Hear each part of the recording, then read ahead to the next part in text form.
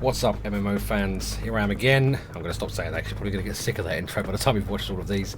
Another sneak peek at an operator in the upcoming release of Rainbow Six Siege, which is out Tuesday, so if you haven't, make sure you pick it up. It's a great game if you've got a few buddies to jump in with. We've looked at a lot of operators in previous videos.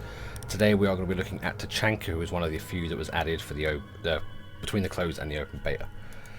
Oh, it's not there. So as you can see from his special ability, he deploys a mounted LMG usable by the whole team. I also believe it's usable by the enemies, but I'm not 100% on that, but I'm pretty sure I recall someone using it when they were on the attacking side. It's obviously it's one of the more potent abilities. You know, the LMG is incredibly powerful. You know, if you hit someone, they're pretty much going to die. You know, it's just not a big firefight kind of thing, but it's the only real success I've had with it personally is being able to predict where the enemy is going to spawn and then putting it at a window, taking the window out early and trying to pepper them full of damage before they get to the location. So, you know, if you are sort of tactically ahead of the average player and you can sort of predict where they're going to come in, it can be fantastic for that. Otherwise, I do try and reserve it for long-range encounters. So if you've got a very long corridor or a long piece of road outside, you want to sort of put it at one side, because in long range it's going to beat any weapon other than, you know, one or two of the rifles. So it's pretty good for that, but it's, I don't know, I think it needs a bit of work. I think it needs a bit of buffing, but it is still a viable class. My loadout for that, I haven't really changed much.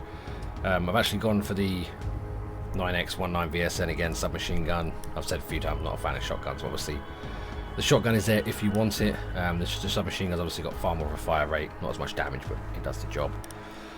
This is an interesting one with the barbed wire and the deployable shield.